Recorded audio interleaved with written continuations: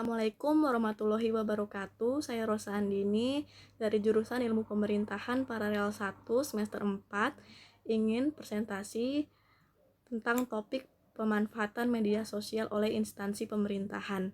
Yang kita tahu sekarang media sosial ini adalah salah satu alat efektif untuk berkomunikasi. Walaupun kita berbeda jarak, walaupun kita berbeda tempat, kita berbeda negara, namun dengan media sosial ini kita dapat berkumpul bersama-sama membahas tentang perbincangan. Media sosial ini dikenal pada tahun 1970, di mana saat itu adanya chat rooms. Kemudian media sosial meningkat pada tahun 2006, di mana keluar suatu aplikasi Twitter, Facebook, yang dimana memberikan informasi-informasi. Kemudian pemanfaatan ini sangat bagus sekali untuk instansi pemerintahan, di mana instansi pemerintahan dapat memberikan kebijakan-kebijakannya, dapat memberikan suatu inspirasi diinginkan untuk masyarakatnya. Pembahasannya, tujuan menggunakan media sosial pada pemerintah ialah untuk membangun engagement dan konektivitas antara pemerintah dengan kelompok yang sulit terjangkau. Yang sulit terjangkau itu seperti apa? Seperti kelompok marginal ataupun kelompok apatis. Kelompok apatis itu seperti kelompok yang tidak peduli atau acuh.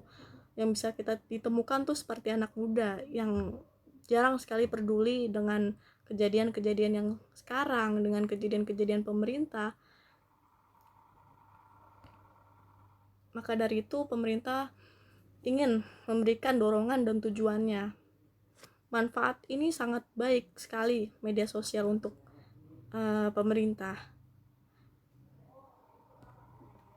Masing-masing memang pemerintah memiliki kepentingan dan fokus tersendiri yang membuat penggunanya menjadi berbeda-beda. Meskipun demikian, penggunaan media sosial di bidang pemerintahan pada dasarnya dapat membuat informasi dan pelayanan pemerintah menjadi lebih terbuka. Keterbukaan ini mengarah pada berlangsungnya interaksi dan dialog untuk menjawab tantangan pemerintah di berbagai bidang. Misal bidang kesehatan, bidang olahraga, memberikan suatu tips untuk masyarakat yang kita tahu sekarang sedang ada musibah pandemi COVID-19, di mana kita lagi-lagi memanfaatkan media sosial, yaitu social distancing. Kita bekerja, belajar di rumah. Kemudian pemerintah sangat mengoptimalkan pemanfaatan ini untuk memberikan tips-tips kesehatan untuk masyarakatnya dan menghimbau agar tetap di rumah. Kehadiran media sosial ini sangat membentuk interaksi antara pemerintah dengan masyarakat, semakin mendorong pemanfaatan media sosial ini bagi pemerintah. Kanal media sosial ini sangat penting sebab pemerintah sebagai penyelenggara untuk mendengarkan aspirasi masyarakatnya, keinginan masyarakatnya. Jadi ketika masyarakat bisa mengkritik atau memberi saran kepada pemerintah melalui web atau melalui media sosial, melalui komentarnya, kemudian pemerintah pun harus mendengar dan harus tahu apa yang diinginkan masyarakat sehingga dapat mengoptimalkan kinerjanya dan program kerjanya. Kanal media sosial ini terbuka dan transparan kepada masyarakat umumnya.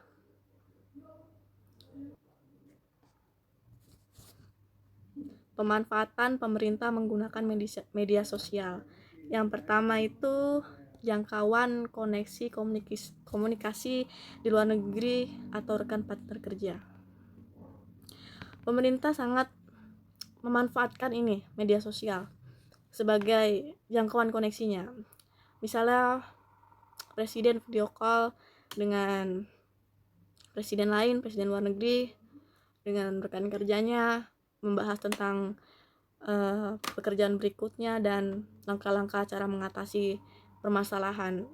Ini adalah pemanfaatan yang sangat peluang untuk pemerintah yang bagus.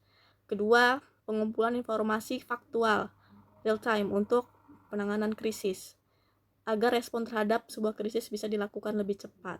Dengan media sosial ini, informasi-informasi dan krisis masalah yang ada di pemerintah, masalah yang ada di negara lebih cepat diketahui dan lebih cepat disebar, bagaimana kejadiannya, bagaimana kejadian fakta-faktanya, dan contohnya seperti mengumumkan adanya kejadian COVID-19 ini.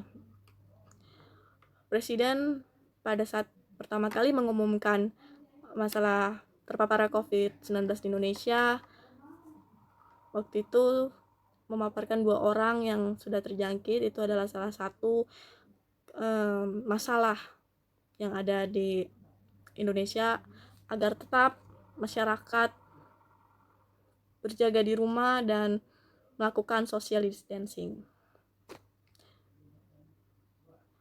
Kemudian media sosial digunakan pemerintah untuk mengumpulkan informasi aspirasi dari masyarakat. Yang keempat, untuk meningkatkan pelayanan dan komunikasi dengan masyarakat. Fokus utama menggunakan media sosial di pemerintahan ialah untuk sosialisasi, menyampaikan program kerjanya serta kebijakan-kebijakannya. Yang kita tahu juga, di sini media sosial pemerintah sangat memberikan atau menjelaskan tentang program-program kerjanya, tentang kebijakan-kebijakannya kepada masyarakat melalui media sosialnya. Contohnya seperti kebijakan PSBB agar tetap di rumah dan memakai masker bila keluar.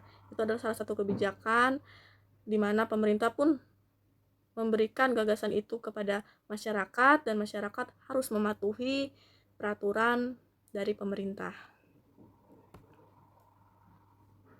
Peran pemerintah dan media sosial dalam mewujudkan pemerintahan yang bersih. Yang kita tahu, pemerintah sering sekali juga membuat vlogging dan sharing suatu kinerja dan saran-sarannya kepada masyarakat melalui media sosialnya. Dan ini bisa dilakukan dengan pemerintahan yang bersih. Contohnya seperti memberikan informasi pengeluaran atau beberapa tentang anggaran kasus sehingga transparan kepada masyarakat. Yang kita tahu sekarang di YouTube ini, di media sosial, anggota DPR, komisi-komisi memberikan gagasan, memberikan pengetahuan tentang berapa anggaran yang dikeluarkan dan apa saja masalah-masalah yang terjadi di persoalan terbaru. Tentunya itu sangat terbuka dan untuk umum, untuk masyarakat, dan kita bisa melihatnya. Itu adalah bentuk pemerintah yang transparan, memberikan suatu program kinerjanya di depan umum dan dipublikasi.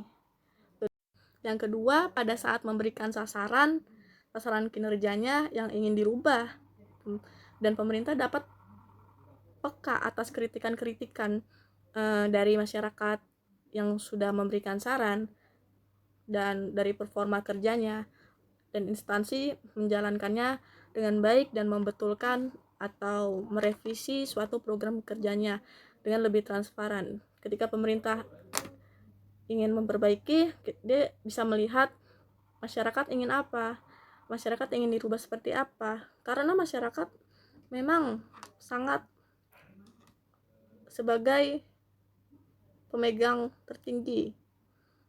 Pemerintah pun ada di situ karena masyarakat yang memilihnya. Dampak buruk bagi masyarakat yang tidak memanfaatkan media sosial itu dengan baik dan tidak mencerna mendengar berita pemerintahannya dengan baik. Yang pertama itu terjadinya kesalahpahaman. Ini bisa saja terjadi ketika masyarakat tidak membaca, menyimak lebih dalam, hanya sekedar saja ini bisa terjadinya kesalahpahaman. Kita tahu pemerintah mengeluarkan kebijakan A, mengeluarkan kebijakan B, tapi yang dilakukan oleh masyarakatnya berbeda. Itu adalah kesalahpahaman.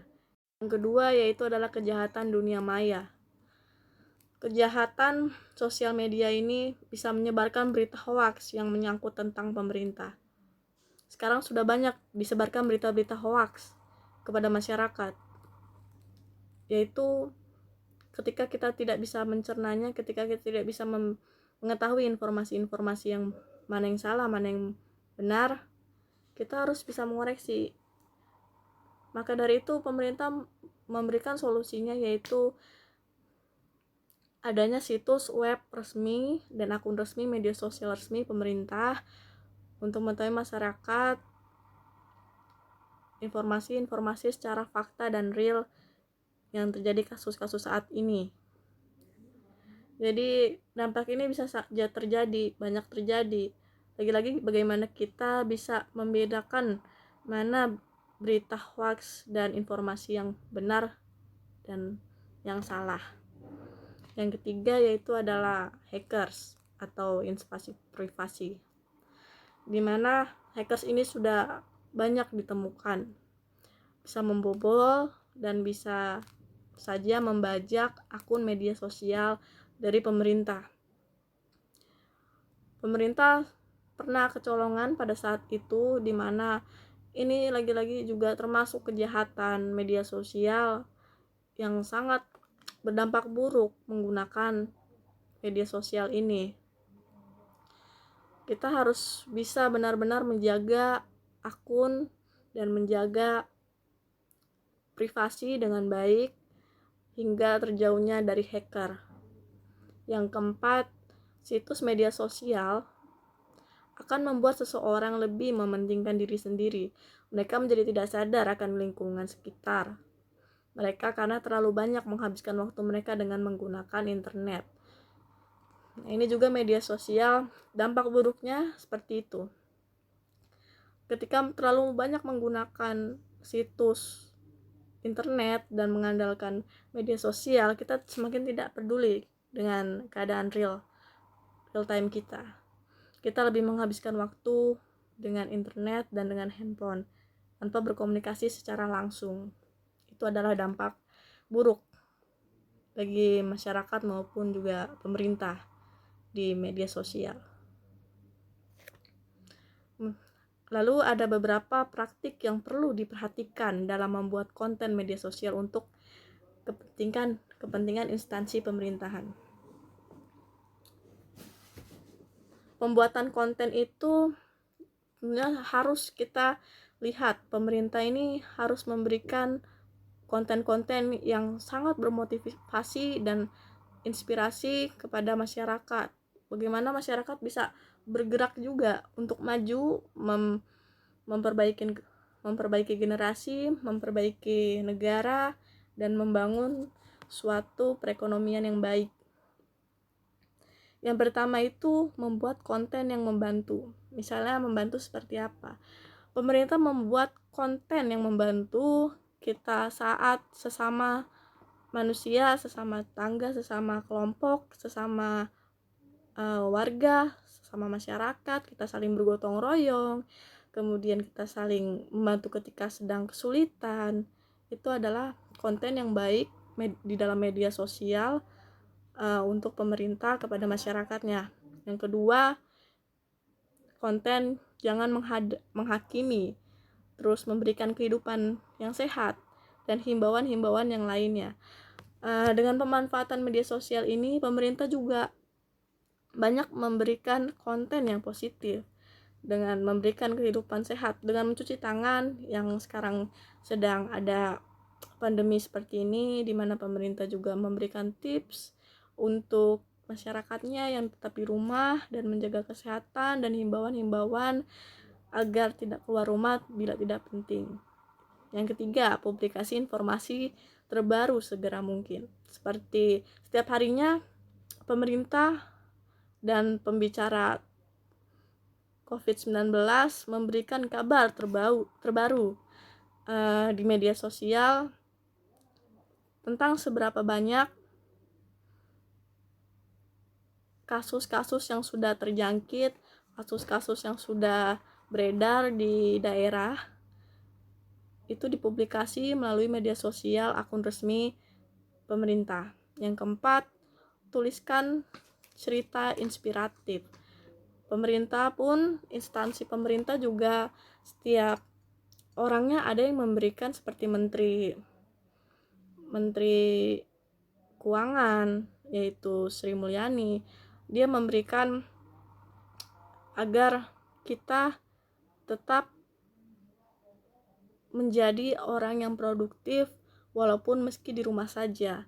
Itu adalah salah satu cerita inspiratif bagaimana kita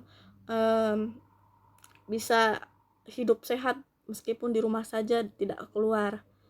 Terus inspiratif kemudian bagaimana kita bisa memperbaiki generasi-generasi ini melalui konten-konten media sosial pemerintah. Yang kelima, jadikan website instansi sebagian landing page. Yang keenam, publikasi infografis, yang dimana masyarakat awam yang tidak mengerti, misalnya seperti prosedur-prosedur, seperti table-table, seperti angka-angka yang diberikan, bisa memudahkan juga untuk mereka agar mengerti dan memudahkan maksud yang dikirim pemerintah.